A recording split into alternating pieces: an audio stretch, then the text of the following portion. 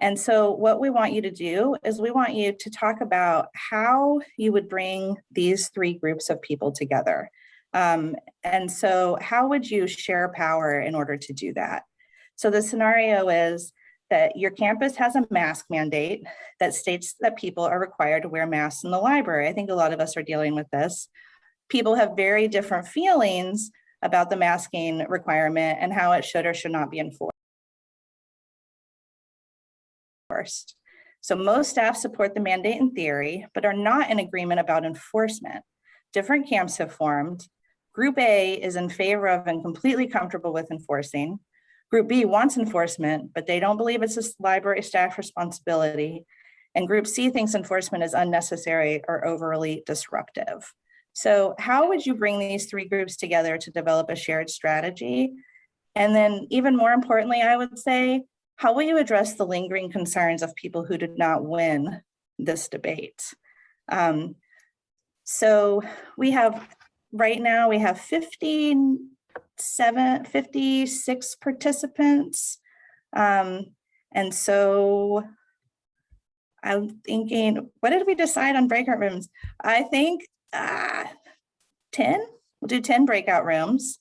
So we'll do 10 breakout rooms. I am going to create the breakout rooms now and let participants choose the room. And so how do we do that? Sorry, Annie, just auto assign.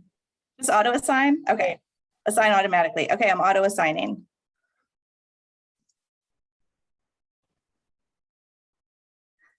Okay, and then Xan and I will float around and come and visit you in the different rooms and try to help if there's any questions that people have. Okay, well, we're gonna keep moving. We're good, Annie? Okay, I get the next one. Safety. So safety, this is a non-Brene Brown quote. So we thrive in environments that respect us and allow us to feel included, feel safe to learn, feel safe to contribute, and feel safe to challenge the status quo.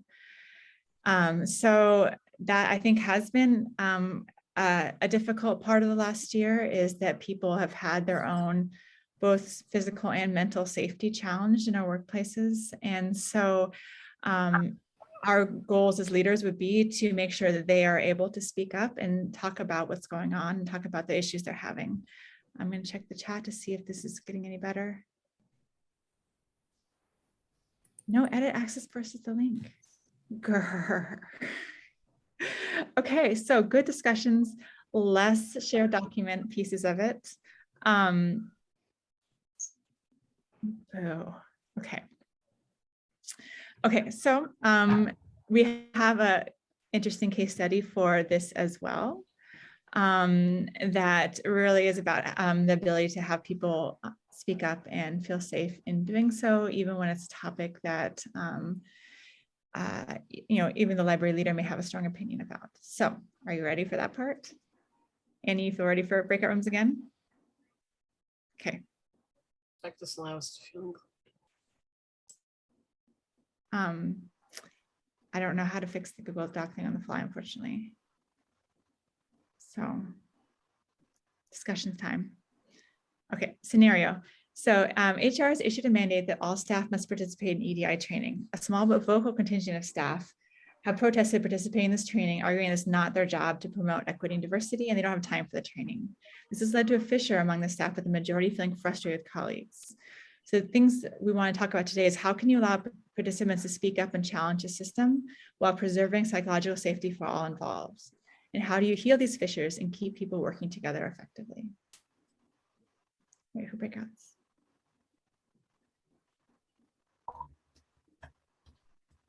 Are we ready?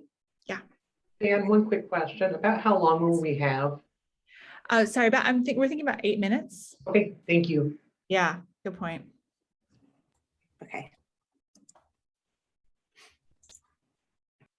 I think things have stopped moving around, so I think that people are mostly back. So our final scenario is maybe hopefully a little bit more cheerful and fun. than the last two, because now we're talking about connecting and how to bring people together. So the connecting is part of all of these a little bit, but I think one thing that a lot of people are really struggling with after coming back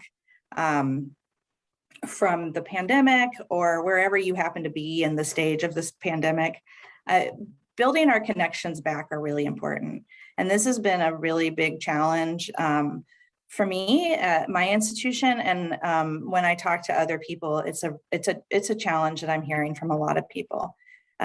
So another Brene Brown quote, leaders should leverage connection and empathy to unite and stabilize and center connection and humanity with empathy-driven agendas, policies, and values.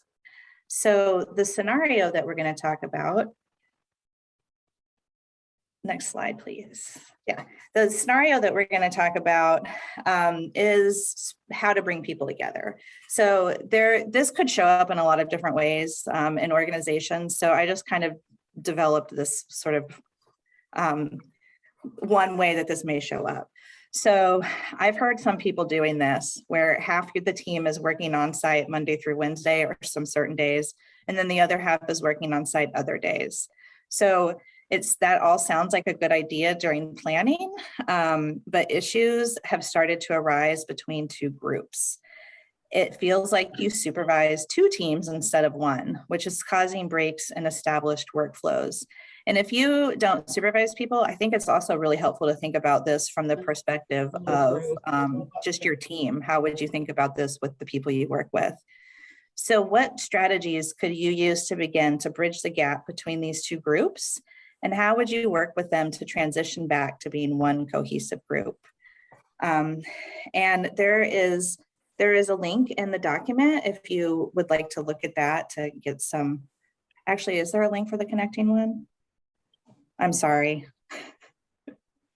No, okay, the links were in the first two scenarios. This one, we just thought people know what they need to do to connect, even though it's challenging to figure out actual strategies. So we are going to go to breakout rooms again for about 8 minutes, and then we're going to come back and try to do a wrap-up discussion of just talking about some strategies and ideas that people are taking away today. So I will set the breakout rooms up and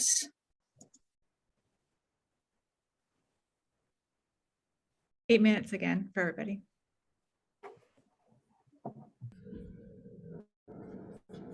okay, it looks like we have everybody back. So welcome back. I hope that was a good discussion. Am I jumping around? It looked like people were talking, so that's awesome.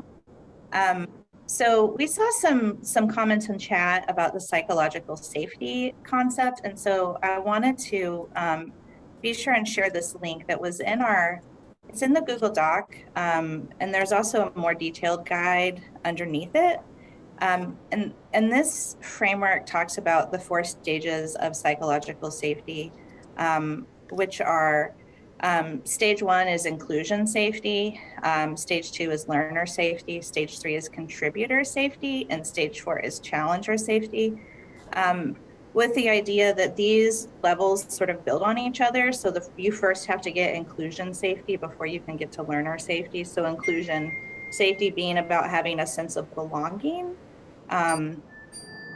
learner safety being about having the satisfying this basic human need to learn and grow. So having the ability to ask questions and be kind of learning as part of the group instead of feeling like you have to show up fully formed. Contributor safety is about feeling like you can make a difference.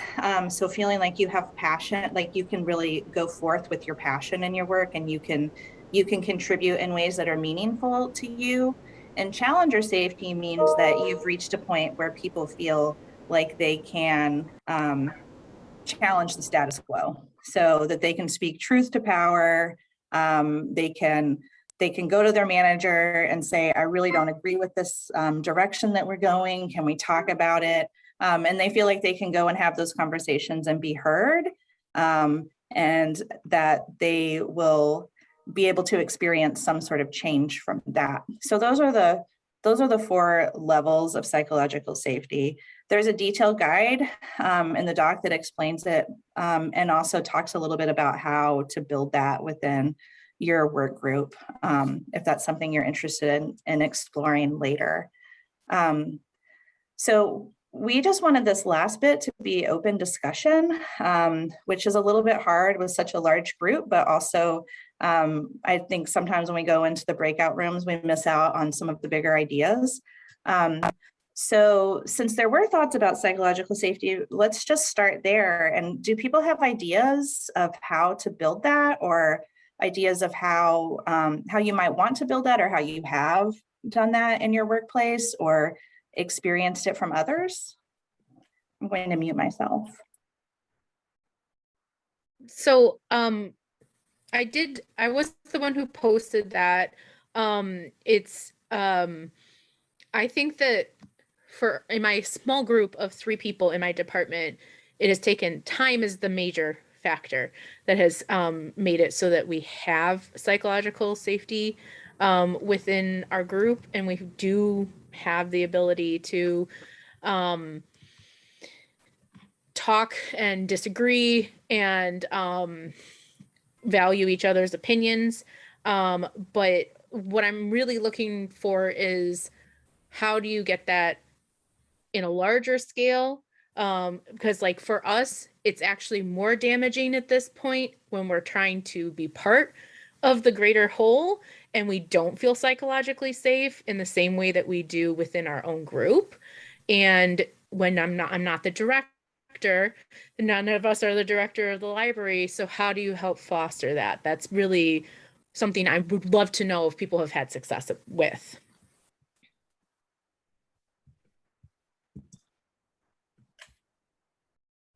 Does anyone have any ideas?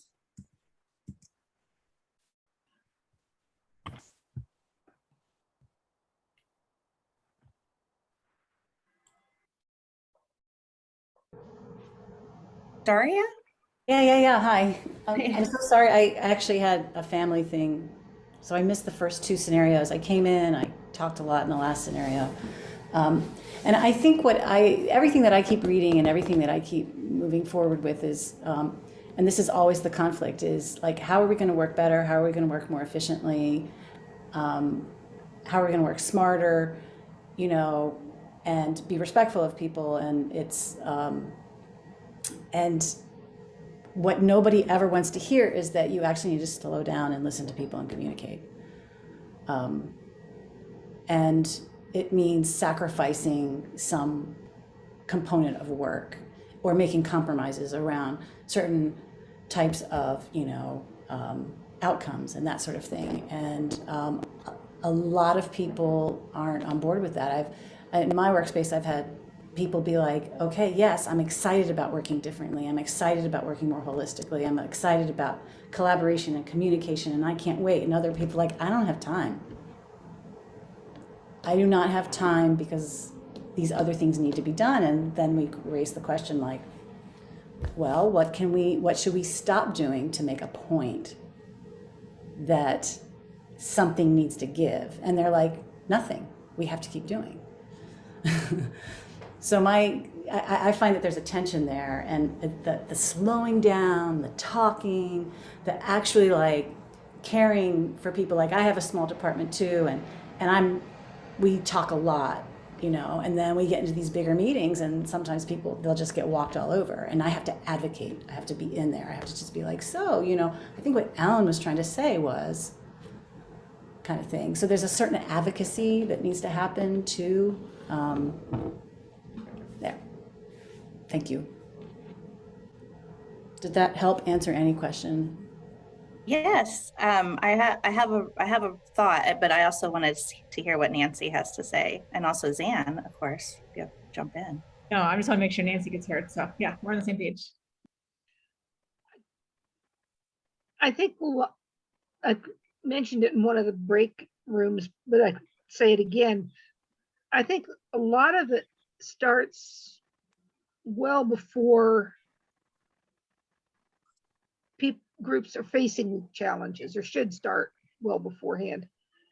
And that is within your unit and how your unit collaborates with the rest of the university libraries, is establishing trust.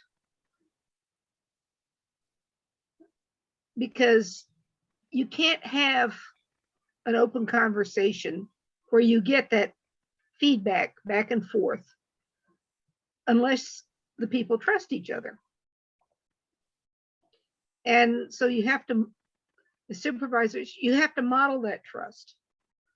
You have to say, if you disagree with me, let me know, because your idea may actually be better than mine is. And, you know, if you mess something up, fess up to it. Say, you know, I goofed. That's my mistake. I take ownership of my mistake. And I think over time, as you model those deals, the people who report to you and who are working in your unit hopefully will become more comfortable in sharing their viewpoints, their opinions. You know, if they have a great idea or something, make sure they get credit for it. It's a lot of it is just coming straight out of, you know, management 101. Is just trying to make it a place where somebody is proud to work at.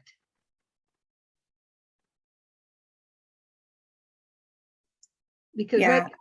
because when a unit works together and works smoothly together, the public sees it and the public reacts to that, whether they realize it or not. If you're modeling a respect for each other, it makes it a lot easier to respect the patrons. And the patrons feel that, and in turn, it makes it more easier for them to respect us. That's my 2 cents worth.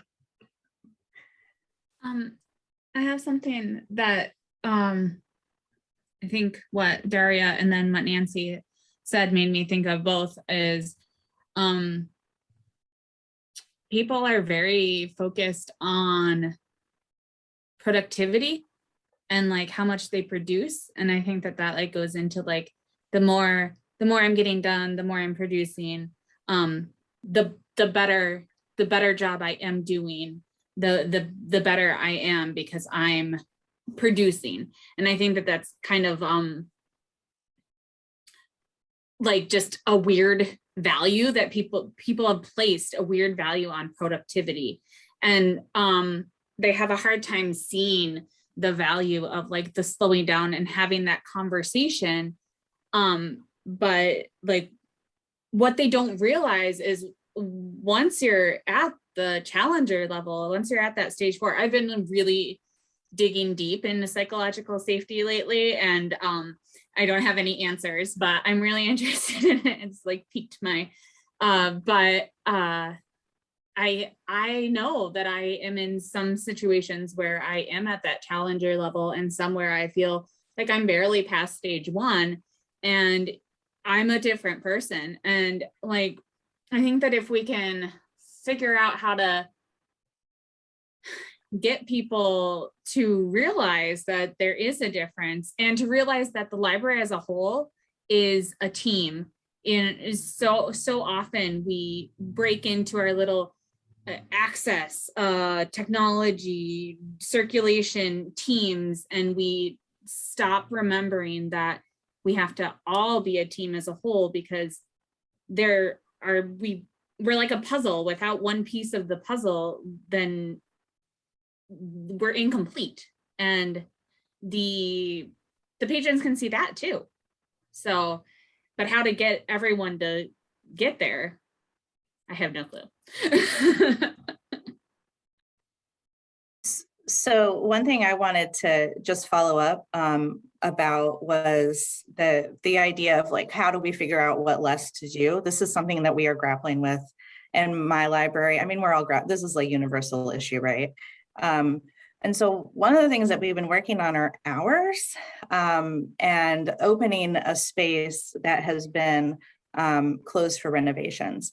And everybody is really stressed out. And so what I kept hearing was, we're getting pressure to do this. We're getting pressure to open this building. We're getting pressure about these hours.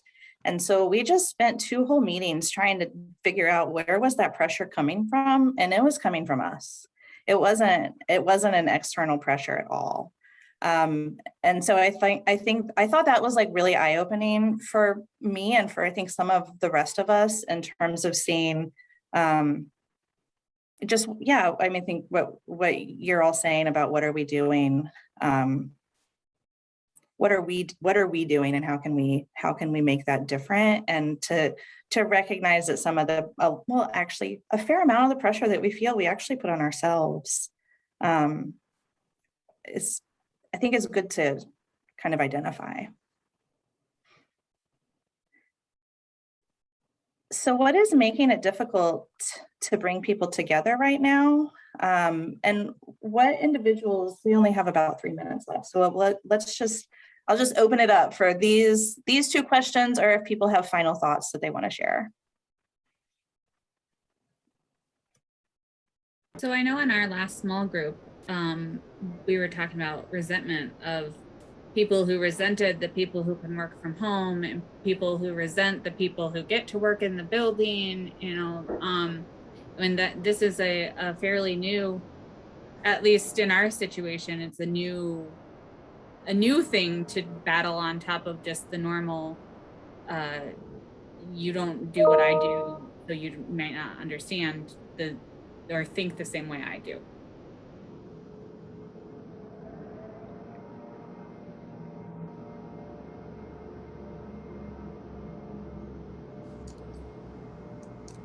I'll just say, I think people are afraid in a way that we haven't had to deal with human fear before in libraries. Just the very real physical threats that people are facing now makes it's hard to think about community when you're wondering if talking to someone's going to make you sick.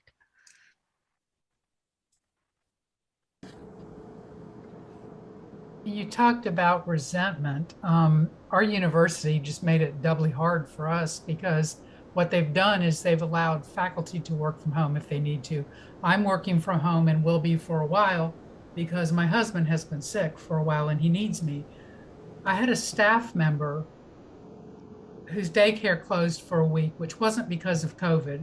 So it wasn't COVID related. She had to take vacation because her daycare closed.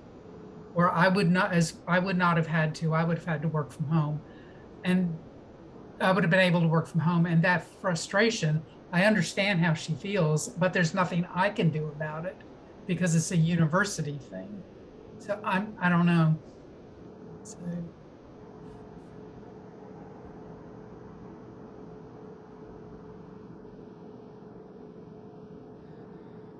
Yeah, I think that stuck place between university policies or, you know, larger institutional policies, and then what we're trying to do in the library is really real.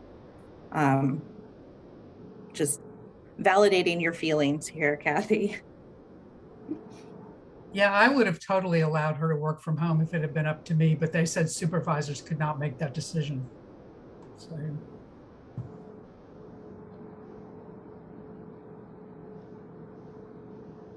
We're our last minute, so we probably need to wrap up. With a thank you everybody for today. That was really interesting and good, and I will try to get at least our scenarios, since we don't have an actual shared doc of our thoughts. I'll have our scenarios into the Pathable as soon as I can. But we really appreciate it, and please get in touch with questions for us or thoughts. It's great to work with you all today. Yes, thank you so much for joining us. I hope you have a great rest of your conference.